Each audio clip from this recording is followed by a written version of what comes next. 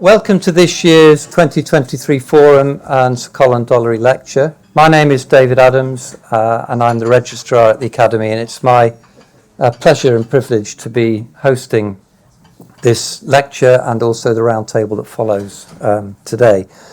We've got delegates joining us online as well as those of you in the room. So when we come to the questions, please use the microphone so everybody at home can hear. This is a really important lecture for us, and it's a really important topic, I think. And I think the timing is really perfect to talk about implementation science, how we can begin to look at adopting and changing our clinical practice to reflect some of the outstanding scientific advances that are taking place. So I'm looking forward to a really good session this afternoon. So just a little bit about the Academy, as not all of you are fellows or linked to the Academy. So this is highlighted from some of our vision, which is of particular relevance to what we're going to be talking about today, trying to influence policy and practice to improve health and tackle some of the significant health challenges we all face, and particularly using a transdisciplinary research to do that. And one of the things that the Academy has always done is to look at the next generation of researchers and see how they can reach their full potential. And we are going to have to think very differently about how we train our researchers in the future. So what is the Forum? Well, the Forum was founded 20 years ago, and we hold 3 to 5 high-quality events a year. It's a neutral and independent platform that brings together people from across many sectors to facilitate interdisciplinary discussions around societal health challenges, and particularly with the relevance to the life science sector. And you can see on this slide that we have members from all the different sectors, and there's a bar just showing you the bar chart showing you the breakdown of the membership. So it truly is an interdisciplinary forum where I think we can have very rich discussions about some of the challenges that we face. And just to highlight some of the recent and upcoming events that the Forum has led on. So in March this year, work on enabling environmentally green, responsible biomedical research, a really important area for all of us. In artificial intelligence, obviously an area which is going to be critical for healthcare in the future, and how we adopt AI safely and successfully into our clinical practice. A more recent piece of work around understanding pregnancy, and particularly the importance of designing drugs for pregnant women, and work on early opportunities for early detection and diagnosis of neurodegenerative diseases, again, a major issue that we face as a society. And there are a couple of comments here from people who've taken part in these workshops, and the one on the left I draw your attention was actually a member of the public who was involved in some of our rare diseases work. We are also very keen that as an organisation we include industry and the commercial sector, and we have more than 60 fellows who come from industry and the commercial sector, and this is a really important area for us. And indeed we have a designated sectional committee which elects members from industry to become fellows in the Academy. And if you know of people who you think would be worthy fellows of the Academy, then please contact Russell, who is here and whose contact details are here, the fellowship manager, or indeed myself, and we will look to give you the advice on how you can put people forward from the commercial sector for the Academy. So cross-sector working is really important to us, and we've recently launched a series of cross-sector experience awards, up to £100,000, to support individuals who want to work in a different sector for between 3 and 12 months. And there's a deadline for these in February. And I think these are a real opportunity, and they build on some of the other work we've been doing over the last few years with the Flyer programme, which trains emerging leaders to work between different sectors. So if you think that there are candidates who would benefit from this programme, then here are the details to contact the programme manager and see about applying. So on to the main meat of today, which is the Sir Colin Dollery lecture, and we are delighted to have members of Colin's family with us today. They have sponsored the lecture for the last several years, and we're really grateful to them for doing this. And we're also grateful to our different forum organisation members who support the forum and the lecture. So today's keynote, I think, is going to be really interesting. It's an area of emerging interest and need to us all. And we are very fortunate in having Jo Rycroft Malone to give the lecture today. Jo is a distinguished professor and executive dean of the Faculty of Health and Medicine at Lancaster University. She has an international reputation in implementation science, studying strategies to improve the organisation and delivery of health services and care in a whole range of areas, from ageing, perioperative acute care, policy intervention and mental health. She's been a member and chair of the National Institutes for Health and Care Excellence's Implementation Strategy Group since its inception, and recently finished a 7-year tenure as the Programme Director for the NIHR Health and Social Care Delivery Research Programme. And she's currently a commissioner on a Lancet commission, which is going to be focused on evidence-based implementation in health globally. Again, I think this will be a highly important and influential piece of work. Jo is an Emeritus Welsh Senior Research Leader and was awarded an OBE for services to health and care research in the King's 2023 Birthday Honours List. So the title of Jo's talk is How to Innovate in Health, Applying Implementation Sciences. And thank you very much for coming and giving the lecture today, Jo.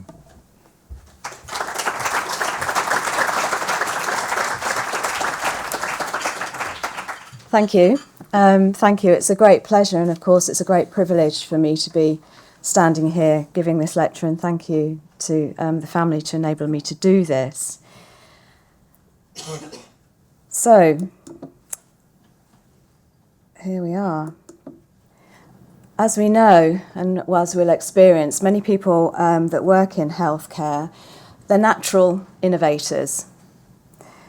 So one of my recent discussions with the Executive Director of Improvement and Research and Innovation at one of my local teaching trusts, Professor Elsa Brotherton, was telling me about one of the things that she was putting into practice at the moment, which is essentially an off-the-shelf digital solution that her and her team were beginning to roll out to manage patient flow through the system in their trust. And the reason for landing on that solution is that the current process is very labour intensive, involving bed managers walking around with clipboards, walking the floors, and the metrics aren't available for the capture that's needed to manage flow. So this new digital system will enable join-up of information about patient procedures, tasks, and synchronise their care. And hopefully, as Elsa's hoping, that it will provide us a supportive, safe, timely care in the context of certainly reduced point-of-care resources, but do so in a way that doesn't create more complexity within the system for staff. Now, this is just one example of innovation driven by needs and the challenges of the healthcare system. But we also see examples of innovation that are about creating new opportunities for higher quality patient care, for transformation of healthcare processes, and just generally systems to improve the care of people. By all accounts, it sounds like Elsa's rollout is going well. However, some innovations take off with just the merest sort of inspiration or merest spark of opportunity, whilst others seem stubbornly challenging to get into practice. And this is where we can start to learn from implementation science. There's now an ever-expanding implementation science evidence base, which has been developing in response to, and also has helped for, some of the recognised challenges of evidence-informed innovation. It's some of the key themes from this evidence base that might be helpful when we're thinking about how to increase the chances of success when it comes to innovation within health services. And in particular, when we come to close the gap between what we know from evidence and what happens in practice. As implementation researchers, we often start talks like this by talking about gaps. Now, these gaps are not new phenomena, as this slide will show you, and I'm just going to pick up two from the slide. First is the James Lind Alliance, who James Lind arguably did the first experiment to look at the role of lemon and orange juice in reducing scurvy in sailors, with showing an improvement in scurvy in sailors. However, it was 42 years later, and actually a year after his death, that began to be used as a routine practice in the Navy. Semmelweis, a Hungarian physician-scientist, 1847, he implemented hand washing with chlorinated lime solutions in the first obstetric clinic in Vienna. In that obstetric clinic, the doctors' wards had 3 times the mortality of the midwives' wards. The maternal mortality dropped from 18% to less than 2% through hand washing. He published that finding in a book, but despite this research, despite his publication, his observations conflicted with the established scientific and medical opinion of the time, and his ideas were rejected by the medical community. He wasn't a popular person, and it was years later that his findings gained popularity and were accepted. However, a recent WHO global self-assessment survey on hand washing published in Lancet Public Health showed that most healthcare facilities had an intermediate level of hand hygiene implementation, somewhat higher for higher income countries. And what this survey showed, that availability of resources, leadership and organisational support are key elements to further improve quality of care and provide access to safe care, including routine hand washing.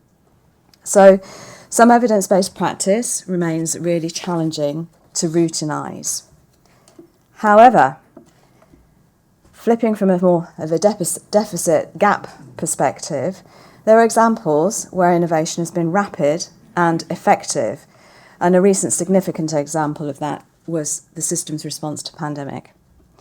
At this time, there was an inclination to implement new practices and treatments as a necessity. So we saw drugs and vaccines trialled and implemented. We saw technologies being developed en masse and used in the form, for example, of apps.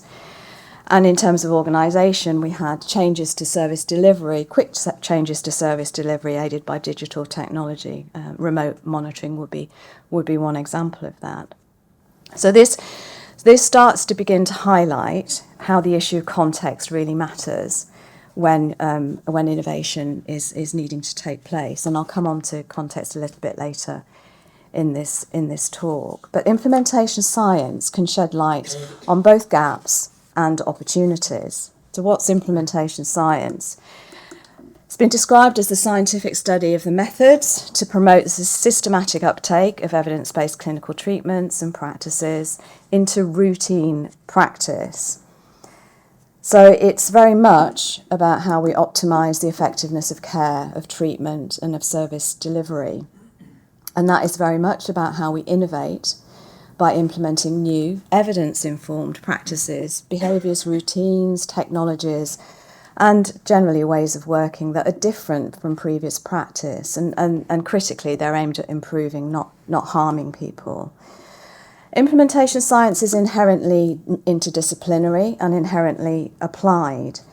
It's very much, I think, an example of team science, if you've heard the term team science, where you get a really good mix of a clinical, managerial, patient, public, different methodological perspectives and other relevant stakeholders around the particular challenge that you're trying to improve.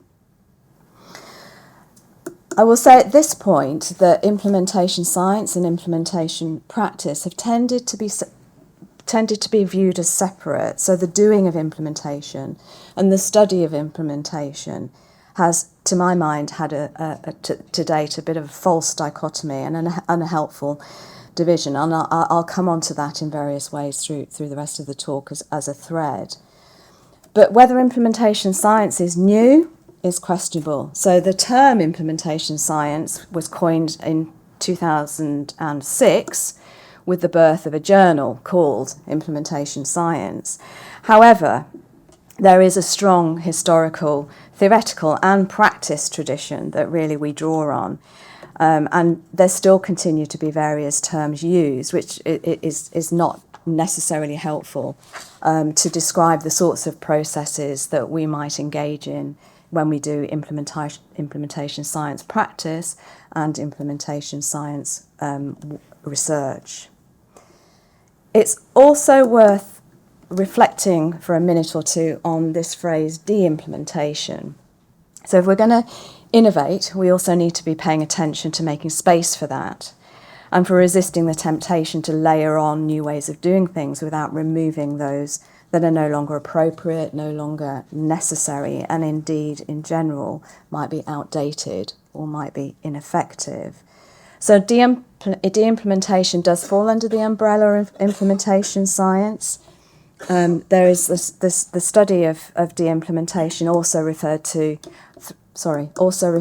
through the policy context in which various countries work. So prudent healthcare is an example of the way that Wales discusses this issue. Choosing wisely is a global campaign. Realistic medicine is the way that Scotland considers de-implementation issues. So very much this is about the process of disinvesting, reducing or stopping practices that may be harmful or ineffective or no longer necessary. Now, the evidence base for de-implementation isn't necessarily the other side of the coin for implementation research, and we've done some work recently on a review to have a look at this. So there are some things that are similar to what we might say from an implementation science perspective, in that current systems can perpetuate habitual practices, and we can change habitual practices through current systems to stop as well as carry on and do things differently. There is a particular, it seemed to be, emotional potential component with stopping interventions that you might have been doing with patients for some time. So there's a particular emotional context around de-implementation potentially. And then there are other bits of our system, such as electronic patient records, that can be both useful for routinizing good practice and good ways of doing things, but also can be designed to ensure that those habitual practices continue. So de-implementation isn't necessarily the other side of the implementation science coin, but it has some similarities. Improvement science is another phrase which is related to implementation science, and I mention it because it does share a common goal of using the systematic methods to understand and improve healthcare services and outcomes, but it is viewed as a different type of inquiry from implementation science, partly because it uses different tools. It's got a different toolbox, different methods, Plan, Do, Study, Act would be one example of that. Different types of process control methods also tend to draw on different theoretical perspectives and different theoretical framings. Some people might argue that quality improvement science focuses more on the local, than generating more local knowledge and local change than generalizable knowledge. But actually, potentially, that we really could share more in terms of our language, in terms of our approaches, and in terms of learning from each other. As the implementation science knowledge base has been developing, we've also developed a greater understanding of how and why evidence-informed interventions may or may not get used. And there has been an evolution, if you like, in the way that has been framed. And one example of the way that has been framed is that Best and Holmes use, so the idea of 3 generations of thinking. And really this reflects a shift from recognising that simply producing research and disseminating it to practitioners and others and policy makers, that sort of more linear approach, is not enough to ensure that evidence does get used, both in practice, policy, decision making. The idea that there's a research community and there's a practice community We develop research, we push it out, and it gets used. That would be the linear approach. To recognise that actually it's more complicated than that, and this is where we move into this idea of the second and third generation, where relationships, contexts, and systems in which evidence-based innovation is taking place is important. These are really powerful influencing factors on the pace and the success or failure of implementation efforts. And what I'll do is I'll unpack some of the features of these three generations thinking over the rest of the presentation. And then I'll come on to what I consider to be the next or the fourth generation of thinking in implementation science. So given the implementation science is concerned with the scientific study of methods to promote the systematic uptake of new evidence-informed practices, behaviours, routines, technologies and ways of working that are new, that are different from what's already existing, I think it's important that we pay attention to consider the role and the features of evidence itself and the innovation and the role that might play in innovation. So what have we learned from the evidence base? So if we think about the nature of evidence, so if we think about how we, as human beings, might do what we might do if we're unsure about something. So now we might ask Mrs. Google, but generally we tend to ask somebody if we're not sure. Immediately we tend to ask somebody, so what do you think about this? So think about what types of information do you use in your everyday work, in your everyday decision making. What type of information does your organisation use to inform service delivery or just generally delivery? So we have learned from this evidence base that research evidence is necessary to innovation, but it's not sufficient. It certainly may not be, research evidence may not be the spark to innovation. It might be another something in the system that provides a spark to doing things differently in practice. Research evidence may not be believed. So I gave the hand washing version earlier. Research evidence may be contested. It might not fit with an individual's experience or their frame of reference. Whilst evidence might be bundled in packages such as guidelines, there are hundreds of these, and access to them may be limited, and the way that they're packaged may be more or less accessible. We also know, after years of study, that research evidence is only one part of the evidence jigsaw. And there's a really nice example of this from what was called the Mindlines work that John Gabay and André Lemay did early in the 2000s and continued to develop over this time.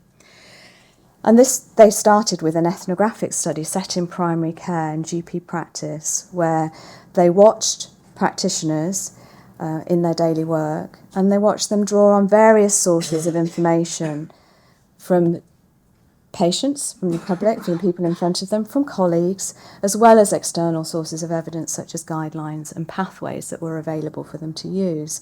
And what they did was they gathered all this information together and constructed their own tacit, as Gabay and Lemay described them, or hidden, internalised guidelines. And over time, these guidelines got reinforced and internalised, so they become embedded. And that's why it becomes challenging when one wants to do something different when beliefs might be embedded in that way.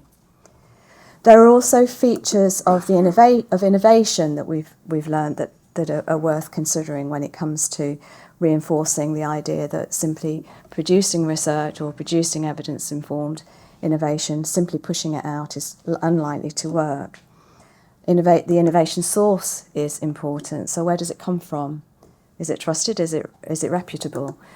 What about the evidence base of the innovation? And goes back to what I was just talking about in terms of how it conflicts or not with people's views, but also, do you believe the source of the evidence, where the evidence is coming from? Will what this innovation is offering be better than any alternative innovation, or indeed better than what's happening in practice at the moment? Can it be adapted to context? Can you pilot it first before you spread it more widely? How difficult or complicated, how disruptive will this innovation be in this particular context with these particular people? Is the innovation design well packaged, well presented? Is it attractive? Does it make sense to people?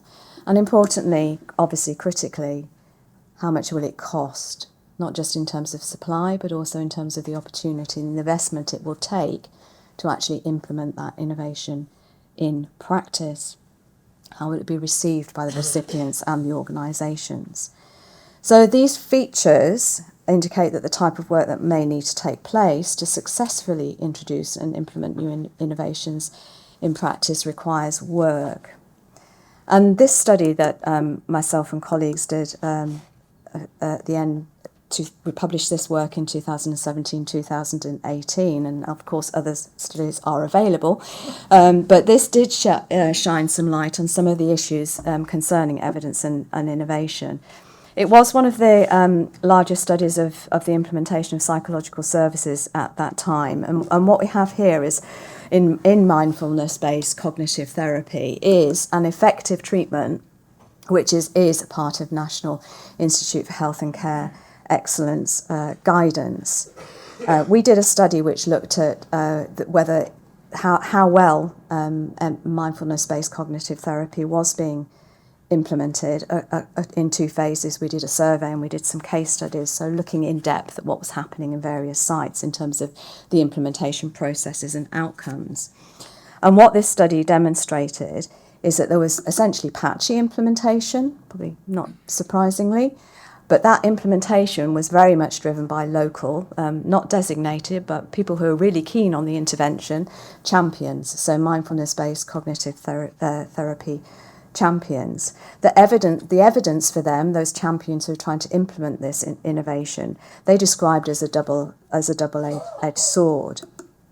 And that's because it was helpful for them to say, this is in NICE guidance, but then it was less helpful because they had to tinker with the evidence, tinker with the recommendations to adapt to their client needs. And in particular, they were expanding the criteria from the NICE guidance to apply mindfulness-based cognitive therapy to the clients and the patients that they had in front of them. So very much adapting to existing services, pathways and contexts. So what this study did demonstrate is that whilst there's an interaction between the evidence-based intervention, which for many areas was an innovation, it was something new for practice and service delivery, that is mindfulness-based cognitive therapy, they had to adapt and interact with the existing ways of working within psychological services. So that's to say, again, that pushing out an evidence-based innovation is not enough to ensure uptake. In this study, in these sites where implementation was happening more than not happening, it was very much due to local implementation led by champions who made real efforts to fit the intervention into their contexts more or less successfully.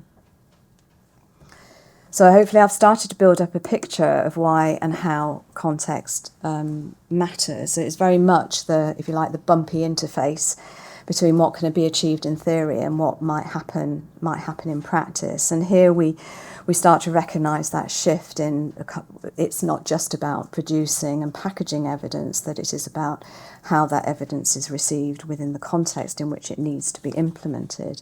And in this framing, I'm referring to context as the environment or the setting in which people receive health and care services, or the context of getting evidence into practice.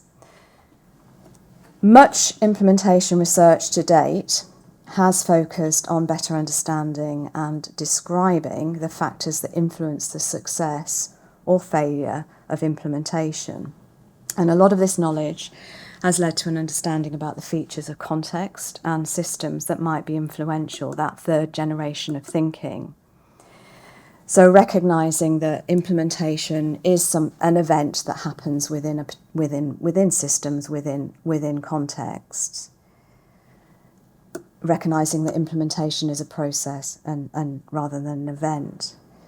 And that implementation of innovations can be more or less disruptive to existing routines and practices, and that those systems themselves are complex and dynamic, and they themselves are continually adapting. So that's quite tricky if you're trying to put something new into practice when you're having to deal with that changing context, both in the relation to the thing that you might be trying to put into practice, the innovation you might be trying to put into practice, but also in the way that you might try and be studying it.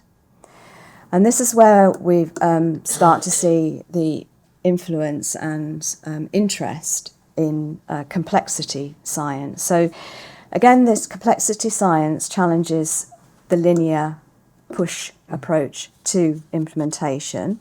It very much encourages us to pay attention to the interactions and the interdependencies amongst the people in the system and the features of the system that might influence innovation and implementation. Complexity science also appreciates, as I said, that systems are dynamic rather than static, and therefore complexity science embraces the idea of unpredictability and the uncertainty of change processes. So it is a newer lens on implementation science, and I think it is helpful to, in respect of thinking about contexts and systems as dynamic.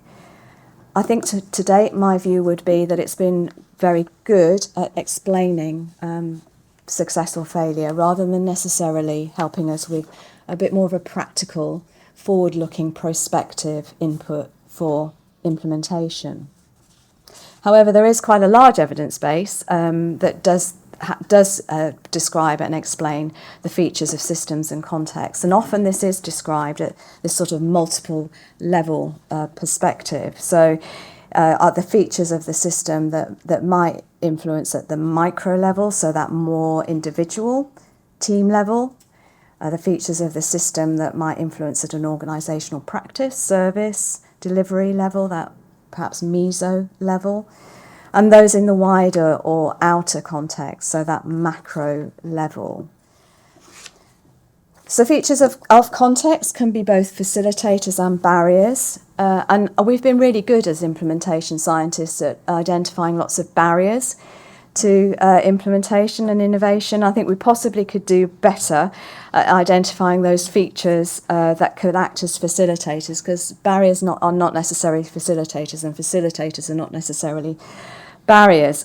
So all these are the features at these various levels, micro, meso, macro, that have an evidence base as potential to influence whether innovation and implementation is successful or not. And this isn't an exhaustive list, so I've just demonstrated some elements at these levels that do have an evidence base and providing the conditions for implementation. Just picking out one from each of the levels. So at a micro level, perhaps unsurprisingly, behaviour change theory, behaviour change approaches show us that an individual's motivation and disposition to wanting to make a change is important.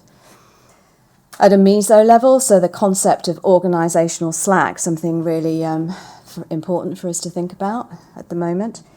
The flexibility and the resources of an organisation to innovate have been shown to be important. And at a macro level, again, resources, an obvious challenge and an obvious facilitator. So resources, though, in all its guises, have been shown to be influential, so from time, from skills to expertise to appropriate infrastructure. But across all this, culture and leadership also have been shown to be important. And that's because they're features that are fundamental to a system's capacity and capability for innovation more generally, more broadly. So do we have these capacities in our systems and in our context? And where we don't, does this explain some of the challenges with innovation and implementation? I've got an example here which is around that I was involved in around implementing a digital intervention.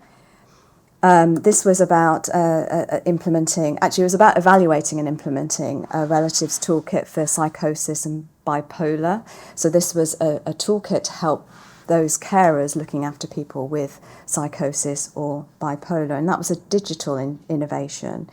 but it was a digital innovation that was designed to support specifically relatives and carers. But in this project, it was important that staff were involved in the signposting of the digital intervention. The healthcare staff were involved in signposting to that toolkit.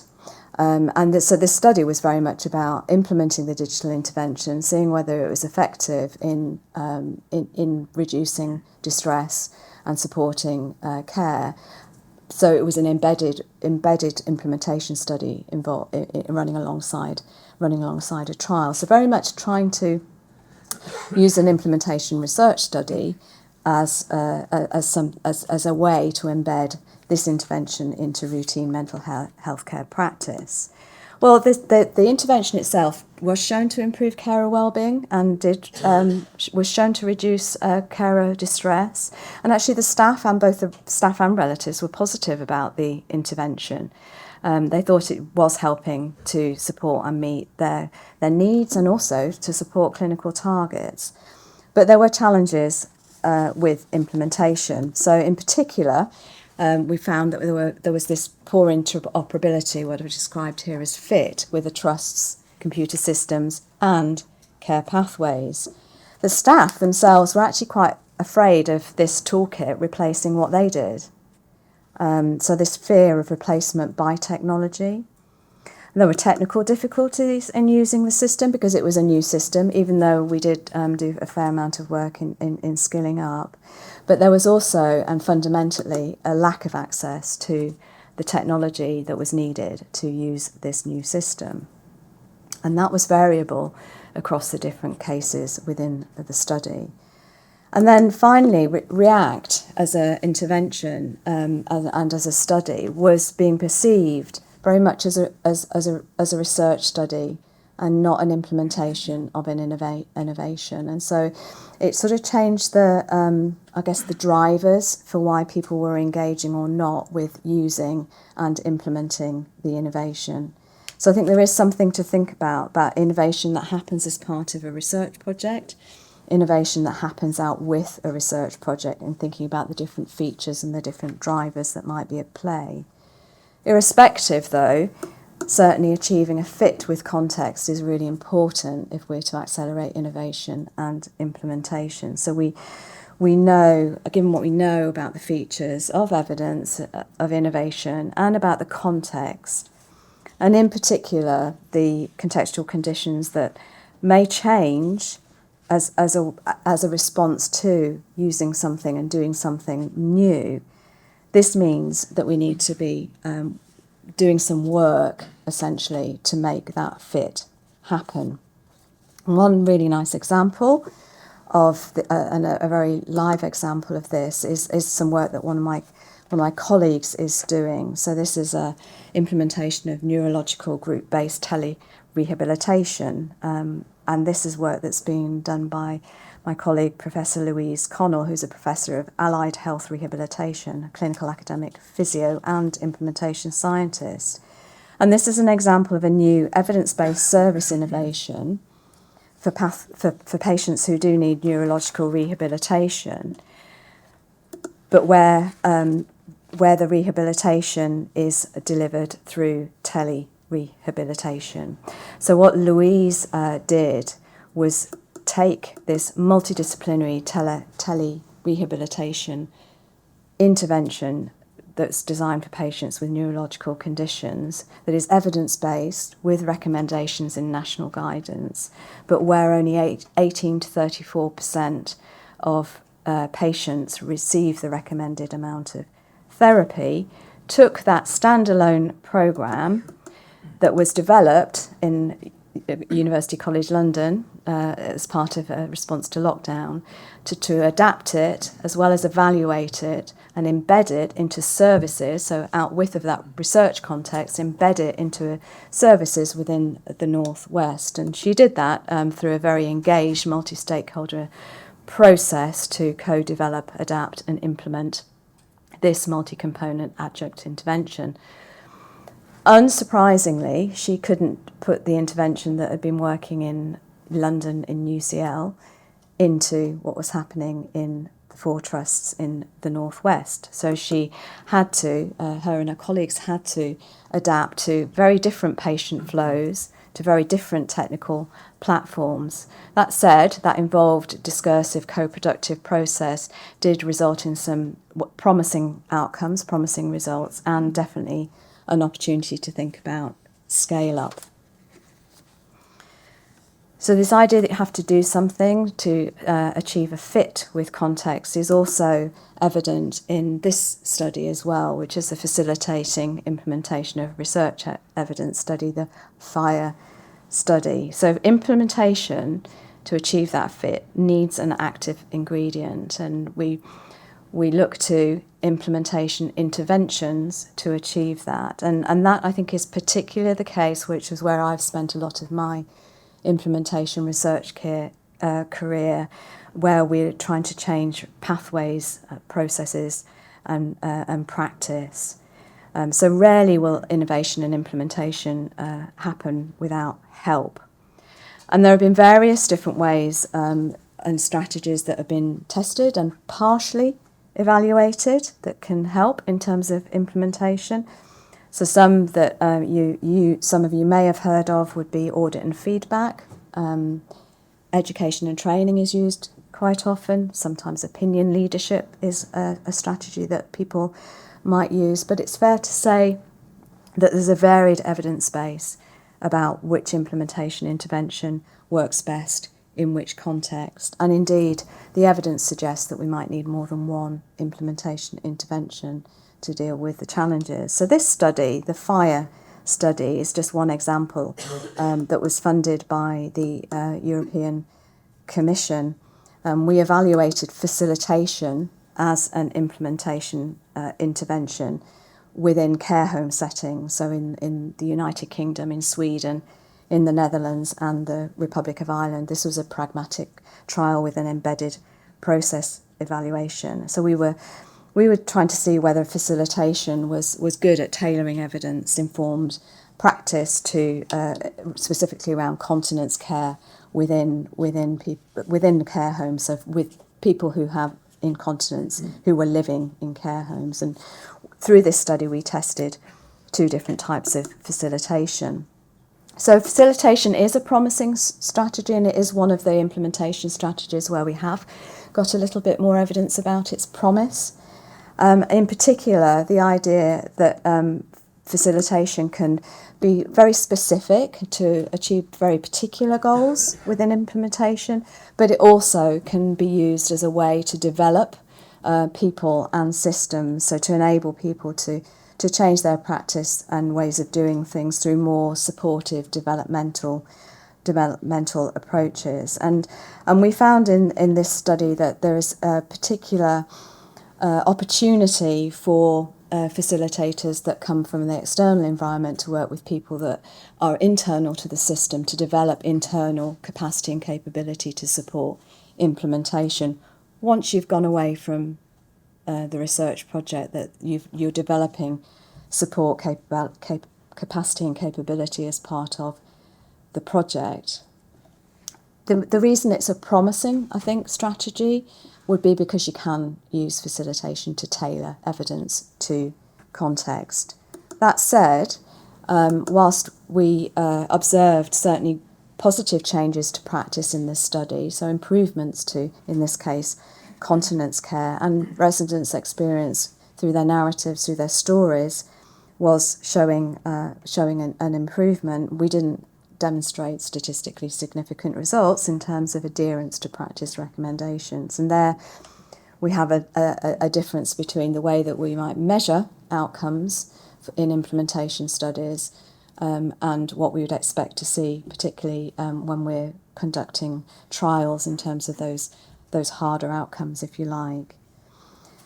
A general point, though, about implementation interventions is that we need more research on the effects of different implementation strategies. It's quite the hard end of doing implementation research. It's a bit tougher to do this sort of research. It's tougher to do these projects. It's arguably a little bit easier to describe some of the challenges and explain some of the problems. So in pulling some threads together thus far, before moving on to what will be a closing section, I refer to the Paris framework, so the Promoting Action on Research Implementation in Health Services framework. Other frameworks are available. So this is one of many implementation frameworks which are now available to support implementation efforts, both implementation practice and implementation research.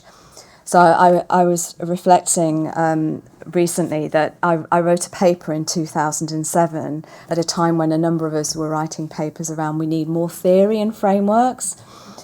Now we have over 140 frameworks that we have to decide which is appropriate for use and which might be appropriate to use in what context. So I was involved with a great team in the development of refinement of this particular framework, which it does still have resonance today, particularly for those working in practice. And I think it's partly because it's pretty straightforward to understand, and so it does remain one of the most cited frameworks. So the Paris framework explains successful implementation as a function of the nature of the evidence, so the nature of the evidence being implemented, or the nature of the evidence underpinning the innovation, the context of implementation, the context of practice, and how that is matched or not, and the way that the process has facilitated, the way that the process is facilitated.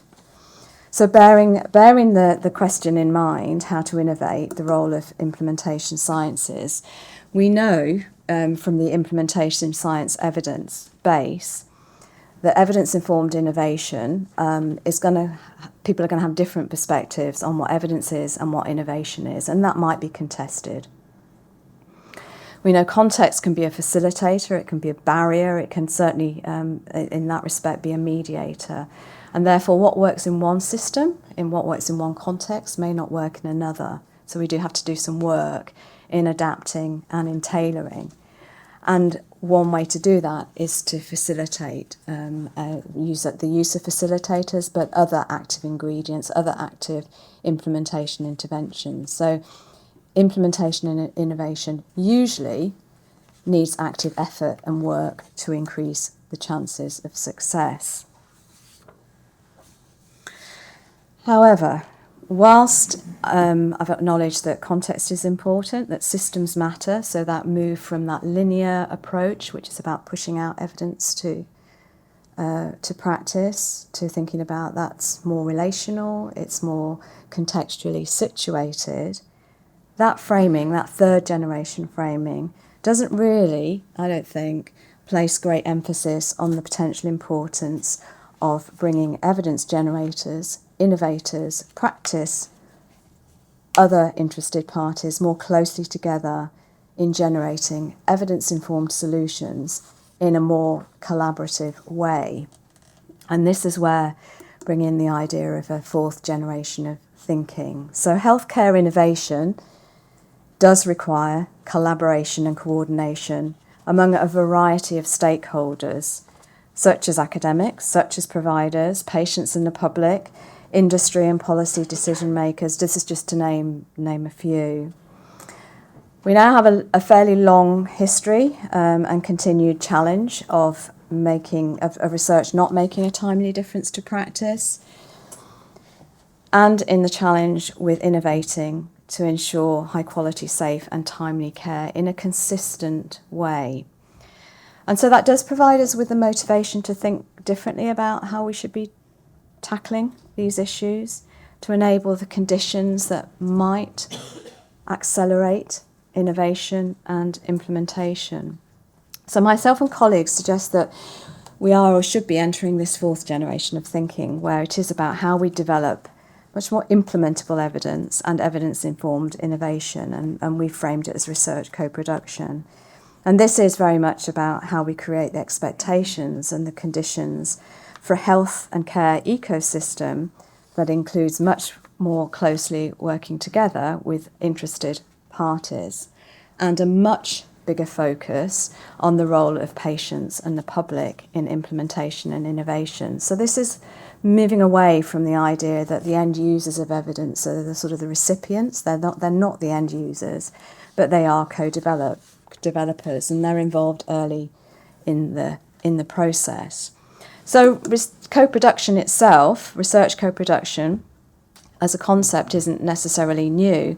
It's much harder to, it's much easier to say, and much harder to do, certainly if you're going to do it in a genuine way.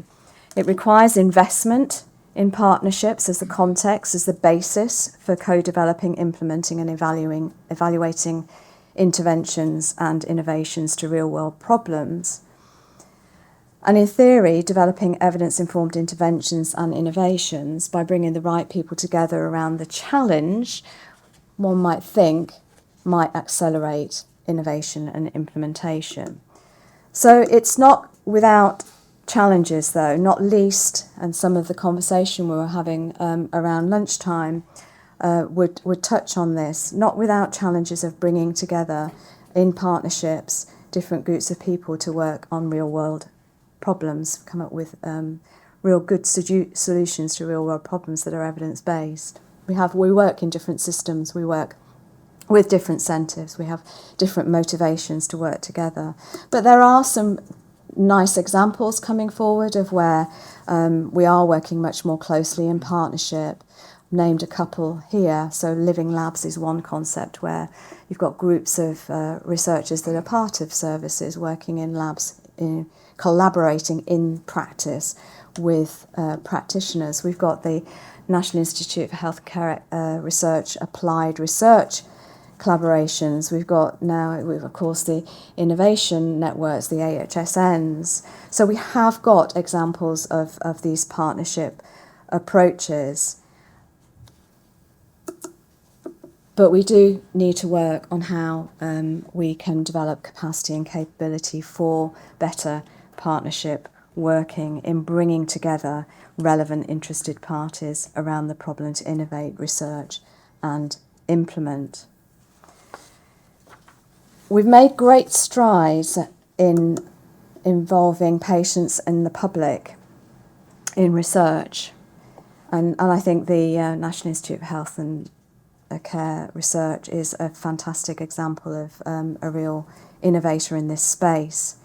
But there's a real gap in evidence in relation to patients and public role in implementation and innovation. Myself and colleagues were particularly stimulated by this gap, if you like, that we identified when we did a project which studied what was the previous version of ARCs, the Applied Research Collaborations, the CLARCs, if some of you might remember the previous version of the ARCs, so the collaborations in leadership and applied research, health and care. And we noticed that despite an opportunity to involve patients and the public in implementation, that was largely early days, not really happening much. So to date, there's been a great focus on the role of professionals in implementation innovation, much less so the role of patients and the public. And this is a really, I think, great quote from a public contributor that identifies that really the patient perspective could be the missing piece in the implementation jigsaw. What is the role of patients and the public in the implementation of evidence? So I'm really excited to be part of this project where we are developing opportunities for equitable patient-public involvement and engagement in implementation. And this is a project that's been led out of the University of Warwick by Professor Sophie Stanisveska. It also involves the Kiel Link Group, which Linda Parton, who's with us today, is involved in. So this is a live project, so we're about a year into this project. But it's very much trying to understand the specific and unique role that patients and public can have in the implementation processes. How our current processes and systems encourage or incentivize or disincentivize patient-public involvement in implementation innovation. How do we create the right conditions and opportunities for patients and public to be involved in implementation and innovation? Of course, that's about, not least, shifting, equalising power and authority. Critically, how do we develop the support mechanisms to enable patient and public involvement in implementation, including the way that we even talk about these issues, and including, of course, practical support. But critically, what role can patients and the public play as advocates for change? So this project is really exciting because I think it has got the potential for really impactful outcomes and outputs, and filling a gap in our evidence base particularly in terms of implementation research. So some brief closing thoughts. I've given you a flavour of what we know from the implementation research evidence base, that we know might facilitate or hinder evidence-informed innovation. So features of the evidence of the innovation, importance of context, the need for active ingredients beyond the evidence or the innovation itself. But there are some wider conditions, I think, to reflect on, which build on some of the things that I mentioned in relation to research co-production. I think we do need to try and find ways to close the gap between implementation practice and implementation research. So that is very much about how we develop this ecosystem where we're both innovating and researching alongside each other. We do need to build capacity and capability within the health and care system for implementation, so implementers within the system. I talked a little bit about facilitation, about facilitators earlier. How do we build that capacity, routine capacity in the health and care system, that people have resource, have expertise to implement? How do we build in evaluation to natural experiments or innovations as they're happening in practice? Typically, these innovations happen and doesn't necessarily run alongside evaluation. How do we pull that together a little bit more? And again, how we develop more close collaborative working between research and practice through genuine partnership.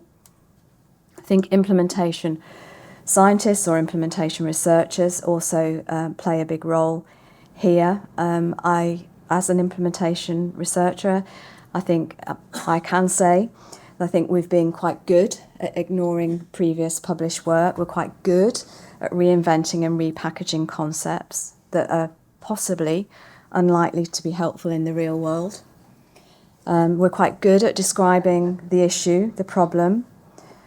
We're less good at focusing attention on those implementation strategies, practical things that might make a difference. So we really do need to work on that join up with practice, and we need to be better at developing pragmatic approaches and guides that people can use that build on the existing implementation research evidence base whilst developing the implementation research evidence base. And then we all have a responsibility, I think, for working out better ways to develop implementable research and evidence-informed innovation. So the real fundamental starting point, if you like. So when we're testing and evaluating clinical interventions, when we design studies, when we fund studies, we do so in a way that might provide useful evidence after the research is concluded. One example would be ensuring that all trials include process evaluations that provide some useful practical insight into how an intervention may or may not work in practice, whether it's effective or not at the end of a trial. In our research designs, I think we need to not control for context. Hopefully I've made the point that context is really important. We're quite good at trying to control for the influence of context within our research studies because we like things really nice and clean. We need to be more creative and more thoughtful about the designs that we use in our research, and I mean in terms of clinical research as well as implementation research. And of course we need to work with interested parties early in the process, again emphasising research co-production as a process. So there's a real potential, I think, in applying what we do know from implementation science to innovate in health. It's certainly an imperfect evidence base, but it does provide some really helpful pointers, and hopefully in the time I've had with you, I've given you a bit of a glimpse of that. But I just would like to leave and to reiterate that really our opportunity to innovate in health, in applying implementation science, will really be accelerated by more join up between innovators, implementation practice, implementation practitioners, implementation researchers, patients and the public, as part of the development of an ecosystem that enables both innovation to happen and research to flourish alongside each other. Thank you.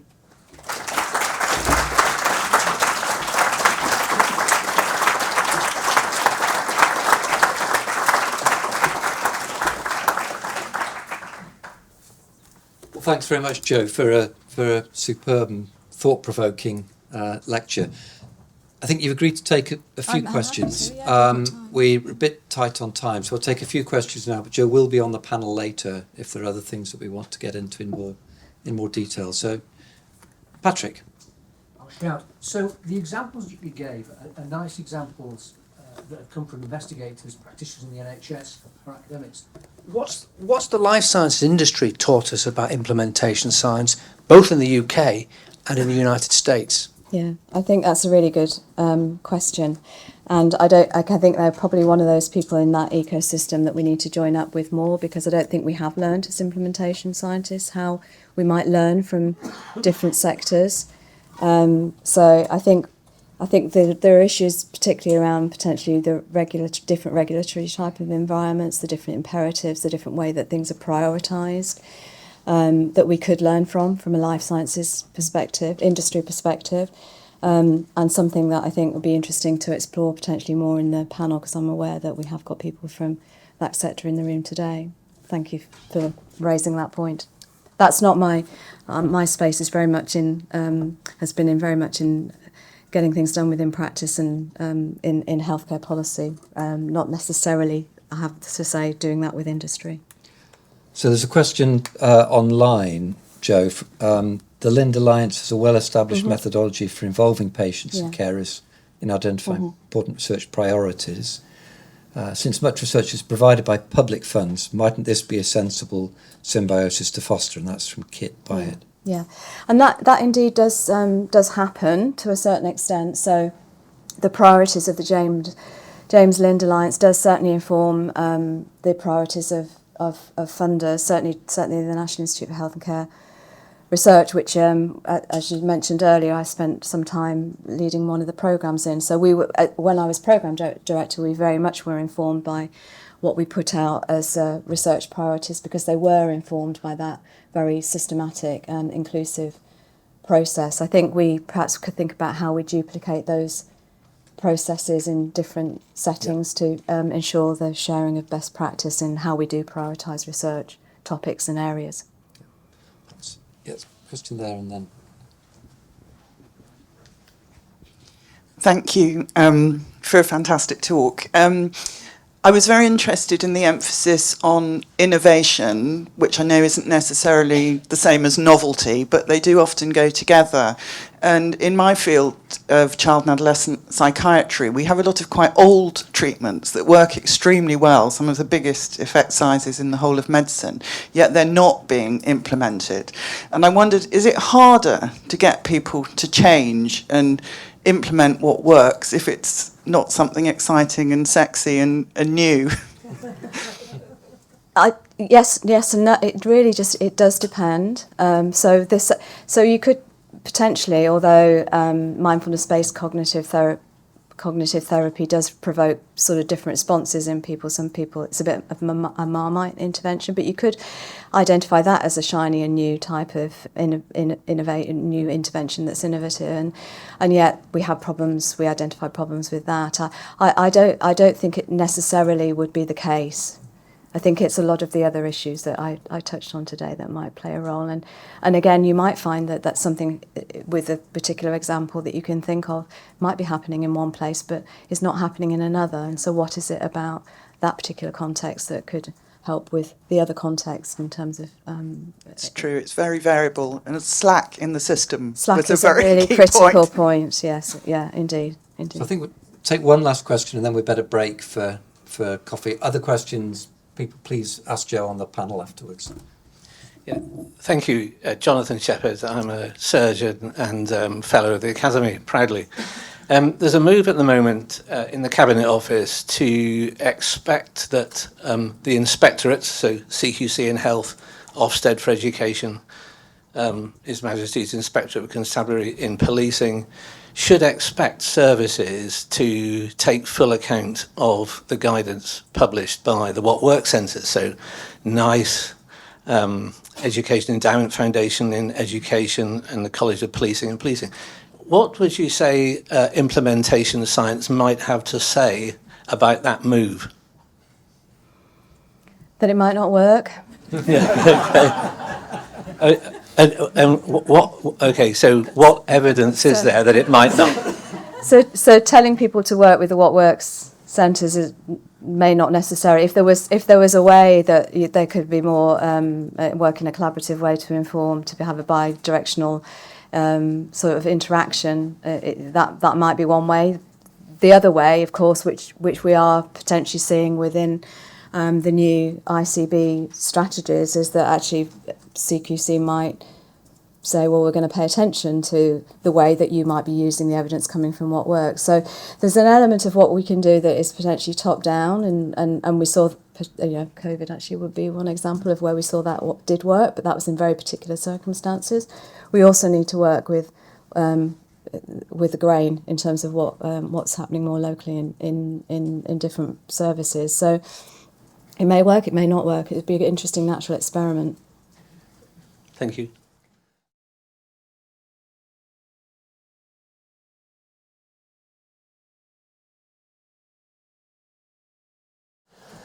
So, firstly, thank you very much to all the panellists for coming today and agreeing to take part. The discussion we're hoping to focus on ensuring patients benefit from new evidence and innovation, challenges and opportunities. So, not a lot to try and get through in the next 45 minutes or so. And we've got a great panel of people to discuss this with you.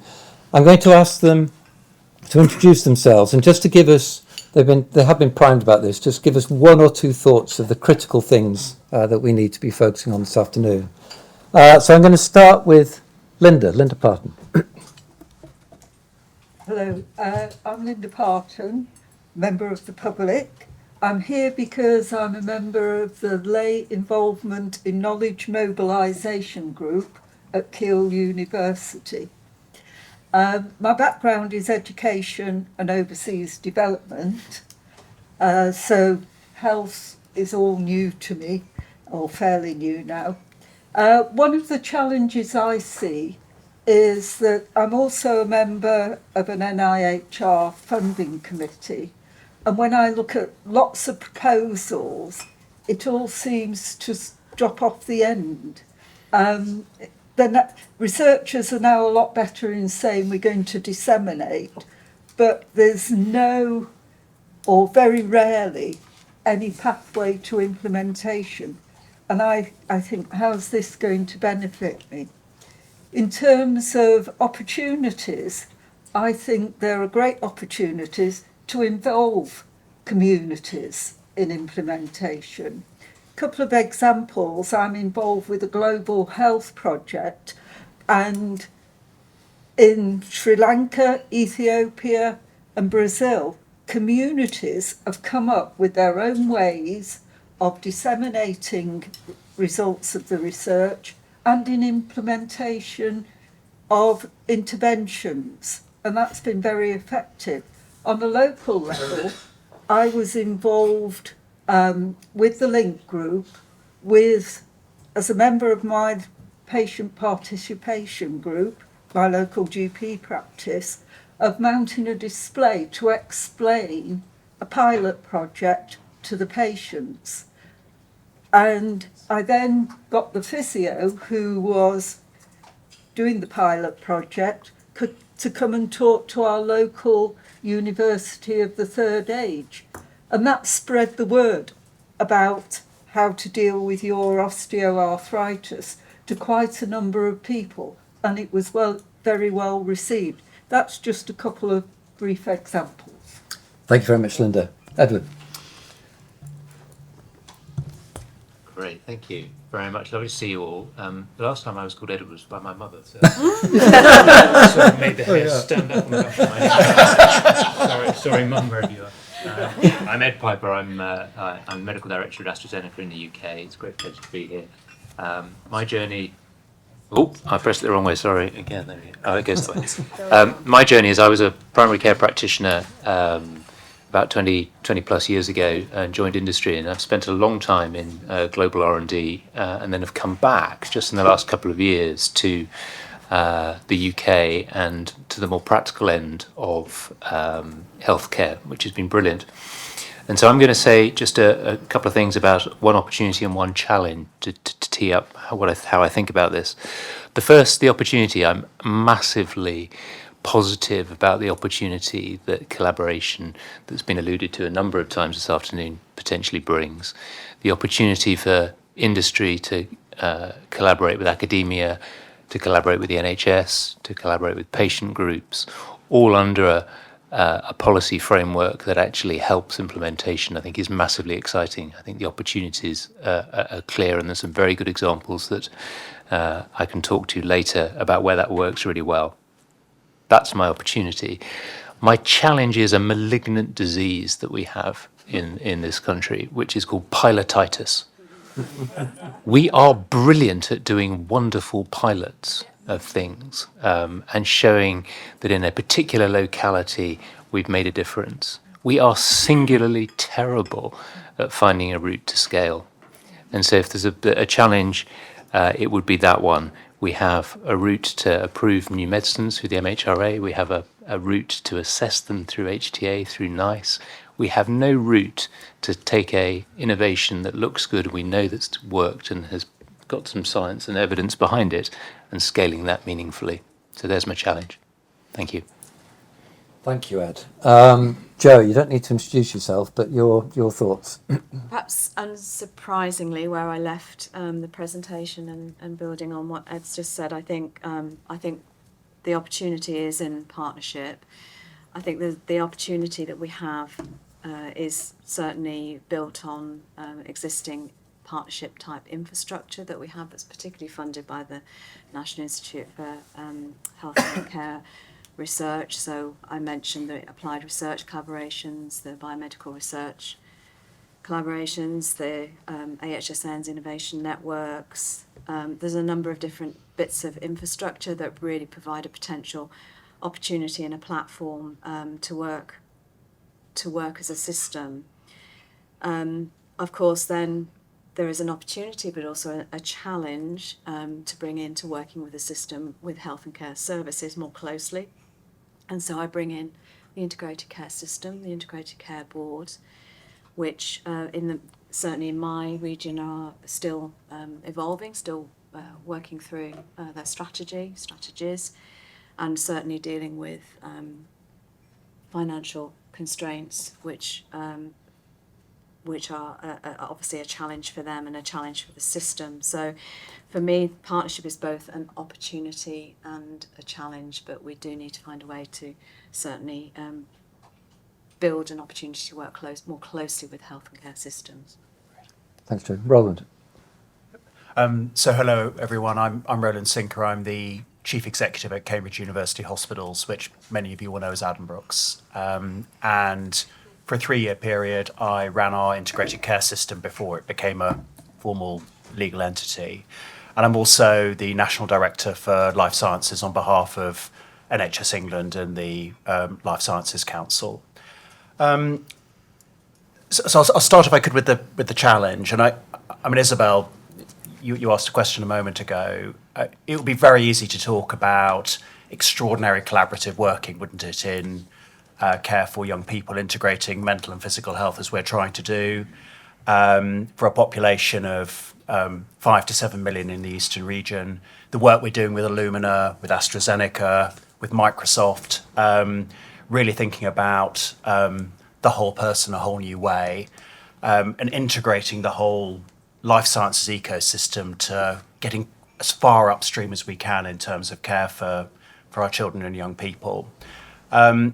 Also, I could talk about the opening of a ring-fenced elective orthopaedic centre in the Eastern region 2 weeks ago. I could talk about 8-minute surgical turnaround times and how everybody is gobsmacked that they haven't got enough time to make their coffee between surgical cases and, in fact, have a long leisurely breakfast. I'm not looking at any surgical colleagues here at all.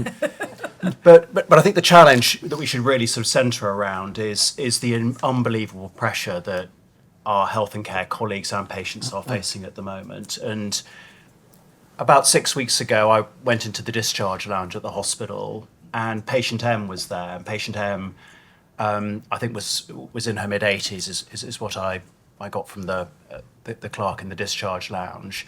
And she'd had a fall 4 weeks previously in her bungalow, and her face was quite bashed up. And she was very confused. She'd been with us for 4 weeks, she thought, and she knew she wasn't going back to her bungalow in one of the villages in South Cambridgeshire. She knew that she was going into a nursing home, but she didn't know where. And she'd been waiting in the discharge lounge all day. She didn't know whether to go to the loo or not. Very upsetting to see. And she didn't know where her family were, whether her family were going to come. And yes, Isabel, we're thinking about the children, we're thinking about those patients who've been waiting for 2 years for a joint replacement, but the bulk of people we're trying to look after really are patient M. So the challenge, I think, is with unbelievable pressure in general practice, social care, let's face into the challenge. Then the opportunity, I'm incredibly optimistic about the future when we collaborate in the way we heard about in the talk just before the break. And if I think about the way different parts of our ecosystem collaborated during COVID, I know it was a single point, I know money was no object, but we knocked it out of the park on multiple fronts. We got a lot of things wrong, but we've got a lot of things right, and we've got to take that forward. So that's where I am. Great. Thanks, Roland. Helen. Oh, David, the joy of coming last after a queue of fabulous colleagues. Thank you so much. So I'm Helen Stokes-Lampard. First and foremost, I'm a frontline NHS general practitioner. That's what defines me, and that's what I do on Mondays and most Fridays. I've got a lot of other hats, and I'm not going to go through them all, but I think from the point of this conversation today, what gets me out of bed in the morning is the provision of whole person care. And whole person care is not just about what I do as a medical doctor or what my medical degree trained me for, but it's about understanding the totality of society. And so some of the other things I'm involved with, I have had various medical leadership roles until a few months ago. I was chair of a body called the Academy of Medical Royal Colleges. It's the other academy to this academy we're here today, okay? Totally different structure, but it's an umbrella body for the 24 faculties and colleges and royal colleges that award CCT to doctors. I'm also chair of a founding chair of a charity called the National Academy for Social Prescribing, which is the stuff that helps people live their best life, which is not, it's the bits out with what the NHS does. So you can kind of see where I'm coming from. And Linda, a lot of what I want to say, I mean, you take a lot of my thunder, that's great. I'm going to start with threats and then I'll do opportunities to finish because it feels like we should start on more of a finish on a high, that's it. So picking up on what Roland's talked about, I'll focus on the healthcare professionals bit of what you've said, and that is the big threat and the hardest problem I think we have to implement amazing new innovations and technologies. And new innovation is legion. There is tons of phenomenal stuff out there, whether it's technical, pharmaceutical, whether it's processes and systems. What we don't have is the headspace to do much about it, and that's because of the moral distress of the profession. So we have the workforce that is under stress because they're working within a system that is under stress. So we don't have the money, we don't have the people, and so on. I think I'm not going to labour it. Everyone's nodding, you get it.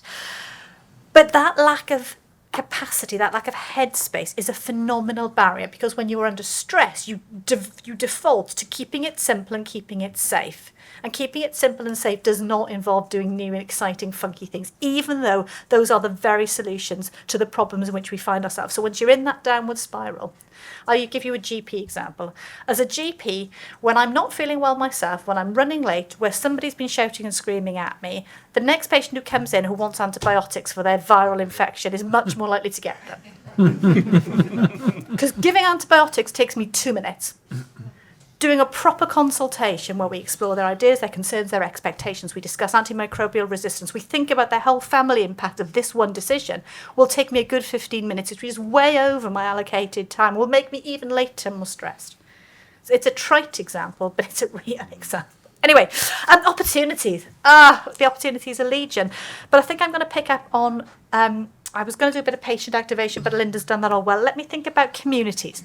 We all have a part. We are all citizens, and we all represent a range of communities. And there is something for me about understanding that all the agency that we have to influence. We have a huge opportunity coming up, which is called a general election. And every one of us has a voice. Many choose not to use it. But there is something here about activating not just the NHS architecture, the commercial architecture, but our links to local government, our links to education systems. To do innovation well requires the entire landscape to recognise that these are the right things to do. So the solutions to the challenges that the NHS faces, that many society faces, are about collaborating. So it's back to the collaborating word that I think that's the golden thread, isn't it?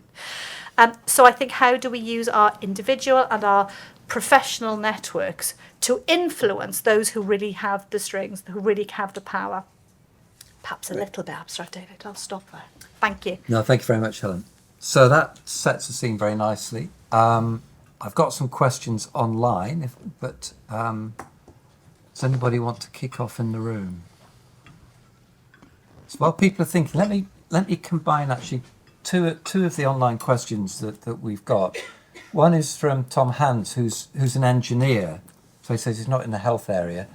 And he says, is there any work which shows what percentage of evidence-based health practice improvements are not implemented? Which I think is a really interesting and challenging question.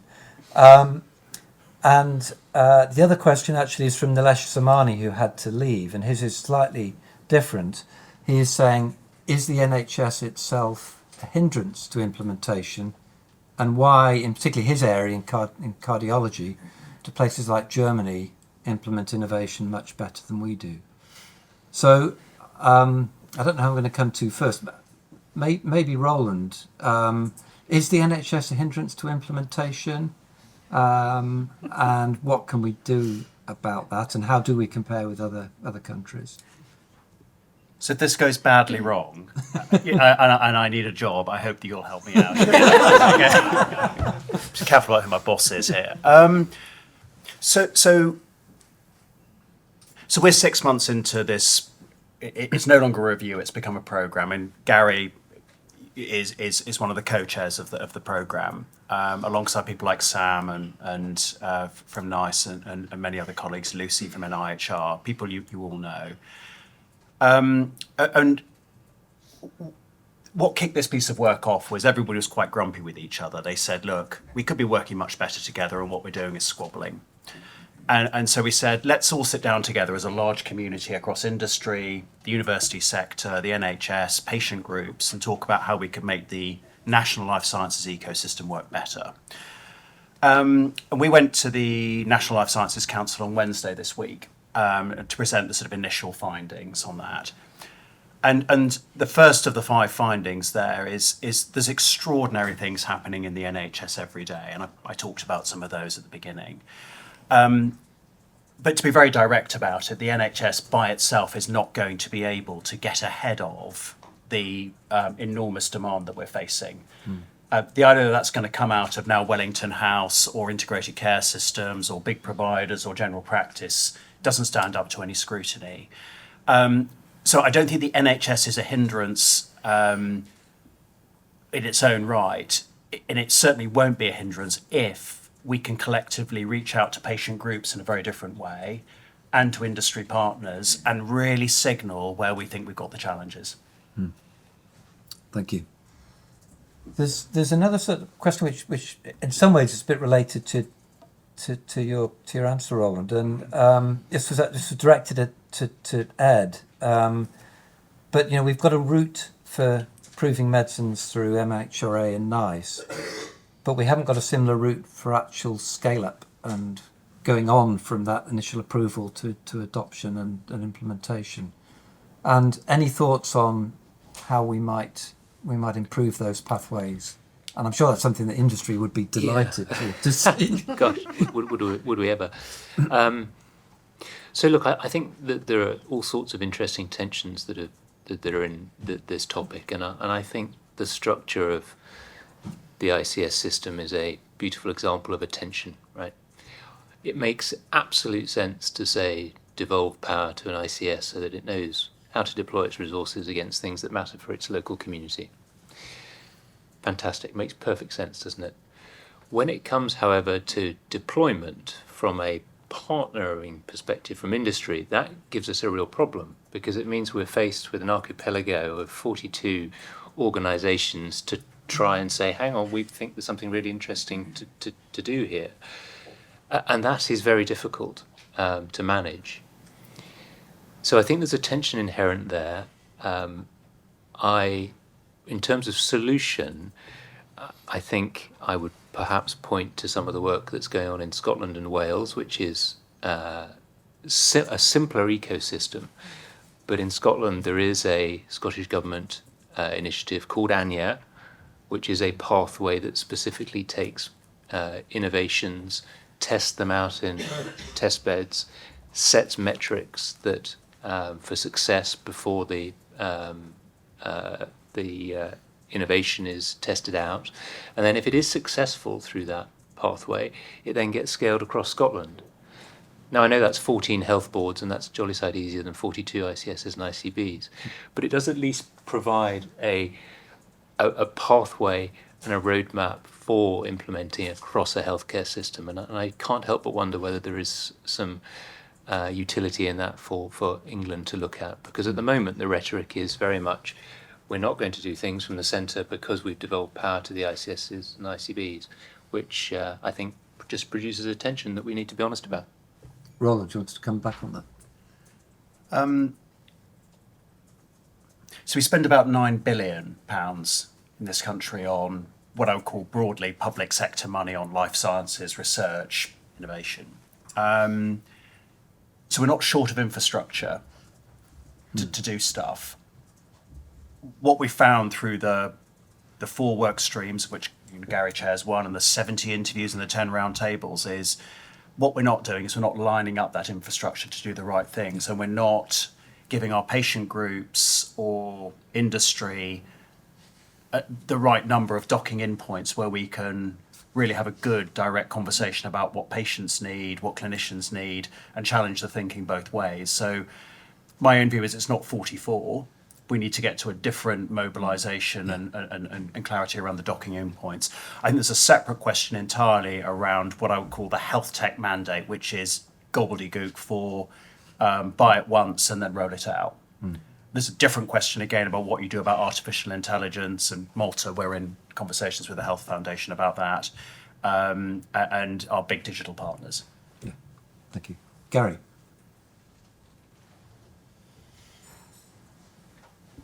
Yeah, I just want to comment on Ed's point that there aren't any structures to disseminate and spread innovation. I think it's not quite as bad as that. So there have been successful structures in the past, albeit mostly in secondary care, but the clinical networks in the mid-2000s were very effective in cancer, pathology, stroke, cardiac, accelerating uptake of evidence-based care. And the example of Scotland is interesting because Scotland is about the same size as a AHSN Health Innovation Network. Okay, so I would fully agree 42 is not going to work. And it's not just a number, it's the fact that there is, speaking to the point that, one of the points, very good points that Jo made in her lecture, there isn't the capacity within ICBs to deal specifically with this. They're too pressed by the many, many pressures they get down from the top and demanding to local challenges. But if you look at some of the examples of successful spread, they exist. In fact, my team worked on supporting the uptake of asthma biologics with AZ and with Boehringer, and we were given that as a sort of task to help support. But the first thing we looked at was the care pathways for severe asthma, which is what you have to sort out. Now, I mean, Ed may have a different view of that project, but I'm told it was quite successful and it got a lot of engagement, and we showed a national reduction in steroid rescue therapy. So, that's one example, and there are many others. So what we're trying to do in the work that Roland's overseeing is really pick up the point Joe made about what are the learnings for things that were successful rather than continue describing the barriers. And we have examples in both secondary care and primary care. So I'll give two examples in secondary care. PLGF, placental growth factor, was a BRC output, was spread across, these are just examples I know about, just because I happen to know the detail, spread across the Oxford Thames Valley region, became a national programme, and that was taken up in 4 years, 90% of maternity units. Okay, and that's a very high value innovation, but that is very rapid uptake for a new diagnostic. Stroke AI imaging, we have 90% of stroke units now using stroke AI imaging. That is equal to anywhere else in the world, and that was through a combination of national leadership, bit of evaluation support, my team led, I mean this is an area I work in clinically, and a procurement framework that was put in place. And that is the only AI product that has actually got in more than 50% of NHS providers that's been AI award funded. And then in primary care, if you get everything aligned, and I was pointing to the example of atrial fibrillation, which we supported, but I would say we supported it, but there was a very good set of alignment with policy, with awareness, with QOF, and again we achieved a detection and management rate which is equal to anywhere else in the world. So I think one can be overly negative. The question is, how do you take those successful examples and scale them across all areas? And it comes down to funding. Okay, I mean, the amount of money spent to support spread, it doesn't happen just by dissemination of knowledge. You have to put the specific skills in that Joe described very well, and those skills are sadly very lacking in much of the system. And you have to put it alongside the other existing NHS structures, to speak to Roland's point, to help it. Now, I'm not wedded to the model of it's got to be HSNs or HINs or whatever, but you have to have some kind of support structure. You have to think about how you align it, and is it generic, is it specific to context, is it specific to pathways? There are many different ways to do this, but the key point is you have to put that support in with the skill sets that, I mean, Joe described very well, I thought, earlier today. Thanks, Gary. I'm going to come to you, Ed, but I'm just going to warn Linda that I'm going to ask you about how patients may help to ease some of these pathways when Ed's finished. So you've got a headset. No, just a very quick one is to say, no, I wasn't intimating that there are no routes. We found the AHSN network to be particularly helpful in terms of scaling things that have got an evidence base and make good sense. I do have to come back on the severe asthma one, though. The work that was done in theory around rolling out asthma biologics with the AAC was an excellent piece of work. I just have to say that I was looking at the data, the NHS data, just this week, and the penetration of severe asthma biologics into patients with severe asthma ranges from the lowest performing ICB at 2% through to the highest performing ICB at 29%. And that's NHS data. So that would be one where I think the example is the practical pull-through of a great piece of work to figure out how to get severe asthma biologics to patients. The pull-through is the bit that hasn't quite come off yet. So I think it's a bit of a yin and a yang on that one from my perspective. Linda, can I just ask you to comment on how you think patients can help some of these pathways? Yeah, I think one of the difficulties is that many patients don't really understand how the NHS is set up now. Lots didn't know about the clinical commissioning groups, but quite a few did. But generally talking to people, they've no idea. So their options for influencing are limited. Where I think there is opportunity is for public and patients involved in research. I've found myself and lots of other PPI people I've talked to find they've been involved, it gets to the end of the research and it stops. And they're really enthusiastic about what's been going on and the work that they've been involved with, and then they don't get the opportunities to be involved in implementation and there needs to be that joined upness before you can get to the wider population. Use the people that you've got who are enthusiastic, who know about the research, who know what's happened and know the benefits, and that those opportunities are not often being picked up. Thanks, Linda. So I think we've got a question here, or the hands flying up now. Question here, question there. Oh, hi, Pauline Williams. I've got a background in big pharma and global health and translational medicine. A comment and a question. The comment is to your point, Ed, about Britain having disease of pilotitis. I thought you were going to say cynicism, actually. That's endemic. But pilotitis, with my global health hat on, I think the uptake of innovation in low resource settings really parallels perhaps the scurvy example that you gave. And great to hear an example, Linda, of where locally led solutions are driving that. My question really is around picking up Patrick's point earlier around what can we learn from life science industry. And I was reflecting on that actually we're very, very good at building in value evidence outcomes in the clinical trials and real world evidence, and then translating that into some quite slick promotional material alongside key opinion leader voices and patient advocacy voices. So I just wondered what the role of the right communication messages, the right promotion, as it were, would play in accelerating uptake into a healthcare system that's fatigued and doesn't have the bandwidth. Can we take a shot? Yeah. Very good. From a fellow pharma professional, that's a bit of a googly, isn't it? Thank you very much for that one. No, seriously, I think there is a big shift in certainly the business models that I'm aware of, that if you go back, industry was very, very good 10, 15 years ago at doing great clinical trials, getting medicines approved, and then spending all its resources talking about the data and putting it in a promotional context, comparing it to other medicines. I think that model is dead. The table stake for industry these days is to produce drugs which stand on their own 2 feet because of their data, find their way into national clinical guidance because of their data. And the real challenge now becomes pulling the guidelines through, not an individual medicine, but one of the things that I think is most challenging is NICE produce some magnificent guidelines. Actually watching those get deployed into clinical practice at the coalface is surely painful. Again, I go back to my archipelago example and I sort of say, well, if NICE have taken all that time and all that effort and have had all the committees under the sun to produce national guidance that reflects the evidence, why on earth are 42 systems beginning to tweak those or change them? And I think, again, we go back to tension.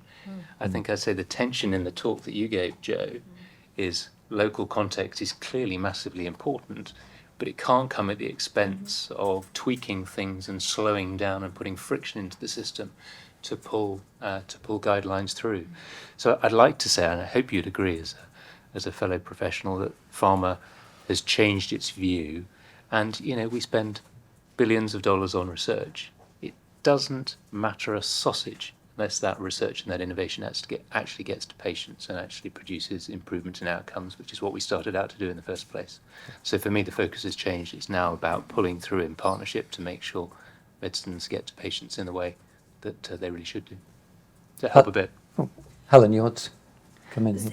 It was just briefly, if I may, Pauline. So there's a really, you talked about the communication piece, so what the communication matters. And so coming at it from the sort of the frontline clinician perspective and perhaps the patient perspective, the communication is massively important.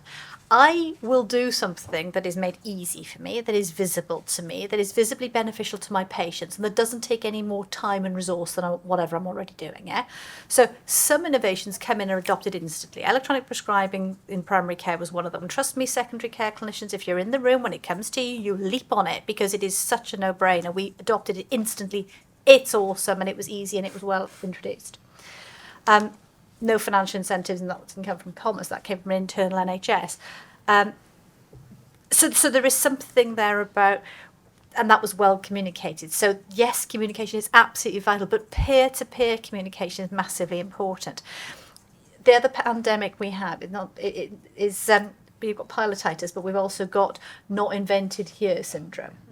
And not invented here is a cancer throughout our system, whereby just because the real micro level, my GP practice doesn't do, or that practice down the road, oh well, they're a bit different from us.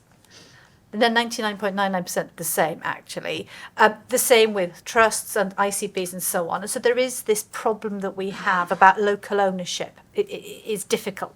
And so peer enthusing helps back to your communication piece. Where demand comes from patients, patient activation. But it is that multi-point thing. And the problem with this is that it's really complicated. If implementation was easy, we'd have cracked it by now. So I just wanted to throw that other perspective in the same thing. So many we can pick up on, but thanks. Yeah. Thank you for a really stimulating discussion lecture. I'm Natasha Curran. I'm the medical director of the Health Innovation Network in South London. And I'm still working as a consultant up the road. And I'm really glad that you mentioned about COVID, actually, and how it changed our appetite for risk. Because this has been something I've been pondering since COVID. Because what we were able to do then was so much more, and the public trusted us to do those things. And I'm just wondering, I've been wondering since then, how do we communicate the kind of the quiet pandemic, if you like, the silent death that's happening at the moment, which when we haven't increased our risk appetite around the implementation of innovation to support us. And it goes back to the question that you actually asked Linda, is like how, from my perspective, I'd be really like to hear the panels about it, is that how do we use the public to support us? They're an untapped resource. They give of, our public, which we're all public, right? We give of ourselves. We want to be supportive. We've got great skills. And if we were to use more deliberative processes, I wonder whether we'd get to some, and not pilots, but we might get to some models where we might be able to do some things more effectively and be able to study it, absolutely. So I'd just be really interested in what the panel might think of that. Who wants to take that one? Roland, you? Shall I start? So I think some 2 points, and we spoke the other day, didn't we? I think in the round table. Is that right? Might have been my twin.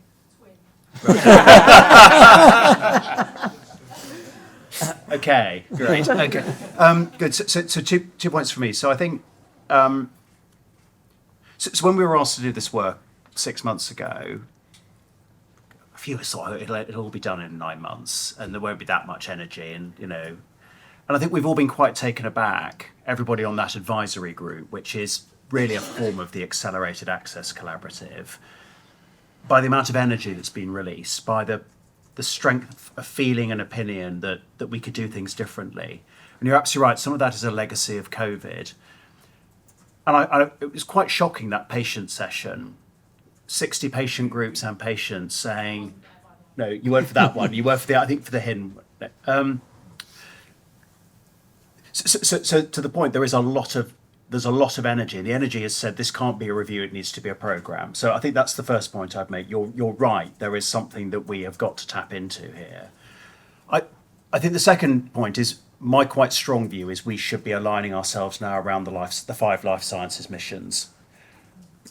I know that they don't deal with multimorbidity, and I know that there's lots of areas that aren't covered, but I think we can align our ecosystem against those, but we've got to be quite purposeful on the questions we're asking the communities of patients, industry, and so on to address, which is, yes, by all means, the high end of discovery science, but what are you thinking about in terms of population health and prevention, early detection and progression of disease, and then integrated medicine, in effect? And who are you involving in those conversations? And we will get it 10% right in the first year. But as I think I was hearing about the collaboration and the long-term journey when I came into your talk, we've got to have a 5 to 10 year view, and we've got to stay working at it. And it's the journey that will be as important as whatever the results are as we go along the way. But I think the 5 life sciences missions are where we've got to double down. So just I'll pick up another question online from Kit Byatt, which is an interesting one, and maybe this will come to you, Helen. But given that socio-economic factors have much more impact on health than the NHS does, are we sort of putting our efforts in the wrong places? And I mean, you touched a little bit on this, Joy as well. Yeah. So I purposefully didn't refer to social care. I referred to care and health and care because from an implementation research science context, there would be a very different conversation in that actually even what evidence is or isn't and how practice in social care is informed or not by explicit sources of information. But I do think that I'd say yes in answer to the question. I think in general, if we're going to start to improve things as at a system level, we can't ignore the interface with care, with local authorities. So it's not just an NHS challenge. Yeah. Thanks. Flick, I think you had a question. Sorry. My question is actually bastardizing the phrase knowledge is power to knowledge is empowering. One of the things that is most powerful in implementing new innovations and why NICE is so successful is the fact that we provide more information in the guidance than we do, for example, in a SMPC or a patient information form. But often we have great restrictions around what we can say, as was illustrated in the pro-innovation report. And my question is that patients often they don't want the primary endpoint to decide about things, nor probably does a GP. And I just wonder whether across the board, to help with innovation, perhaps we should be looking at how we communicate with the people who are going to deliver. And bearing in mind that in something like social care or in the AI apps in mental health, the communication materials are much less standardized and often very different in different organizations. I'm president of the Faculty of Pharmaceutical Medicine. Anybody want to respond to that? Helen, you're...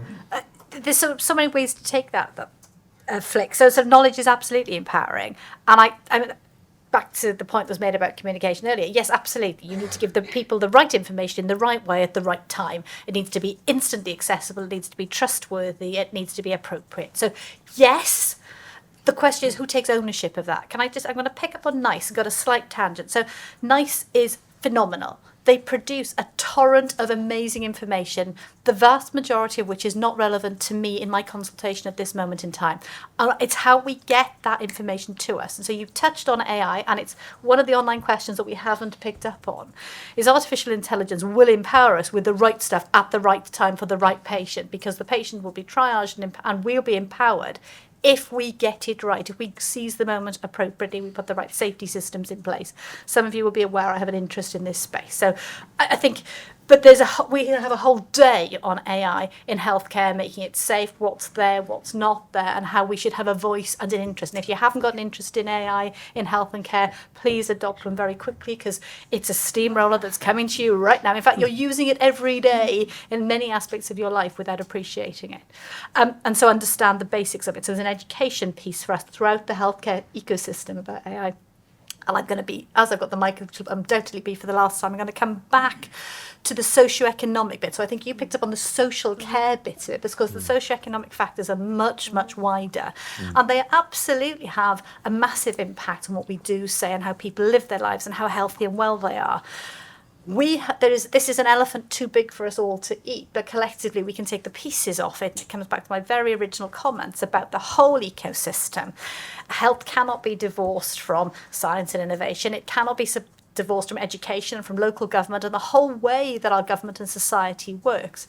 We haven't mentioned climate change and environmental sustainability, where we have massive opportunities and threats right now. And in fact, AMS has done some really great work on that. But I think we each have to work out which part we can play in this system and doing our bit to get it better. Coming back to what's going to matter to patients on day to day, yes, Flick, we do need to have the right information. That needs to come from those who develop the technologies, but it has to be done in partnership with those who need the outputs.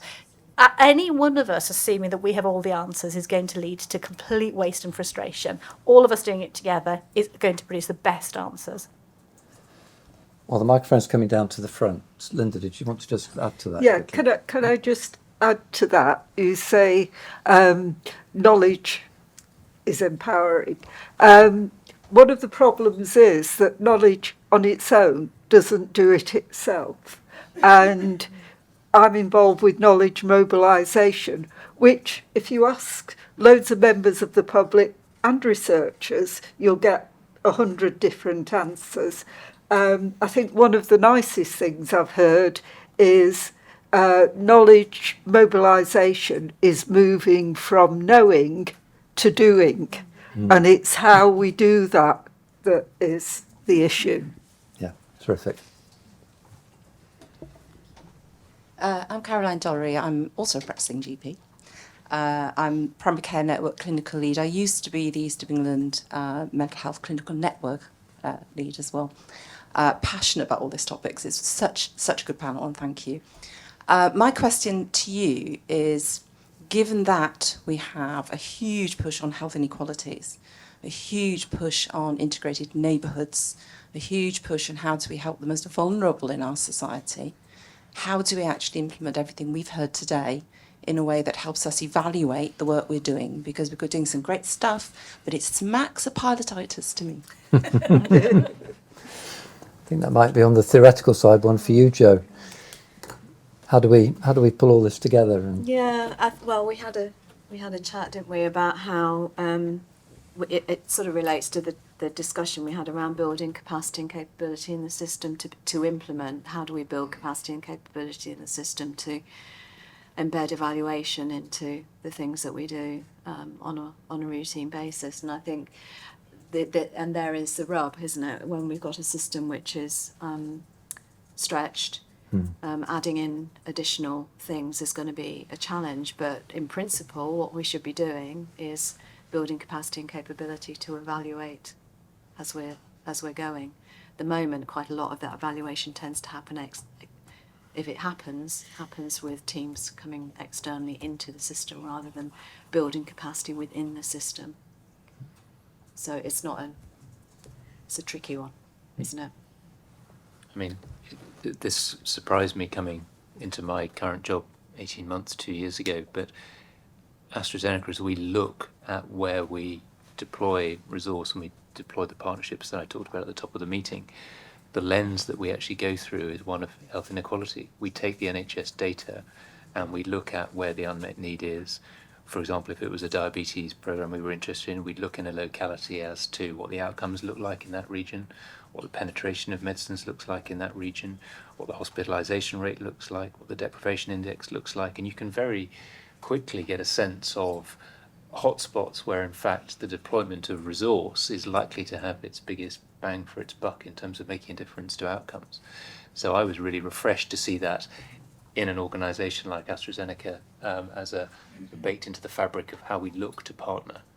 So I think it's fundamental. And then whenever I have my team saying we'd like to do X in this region, I say to them, right, what's your evidence wrapper? You're not going to do anything until you're clear how you're going to evaluate with the partner health system whether you've been effective or not. And that's what I'm hoping will drive scale, is the evidence of something that's successful in an area of high inequality that makes a difference. And that's where I think we can really play together. Great. We're pretty much out of time. I think, Adrian, you probably had your hand up first. So do you want to have the honour of the final question? Thank you. I'm Adrian Davis. I'm a population health person on the whole, but I spent 30 years working around hearing and sensory function. I implemented newborn screening in, I think, 300 PCTs.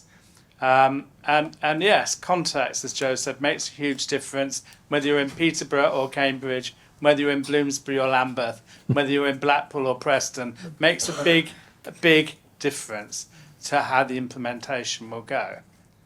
So I think that's important. But I think also in the work that I've been doing with Jack here on autism and learning disability, we've been working with a co-production system.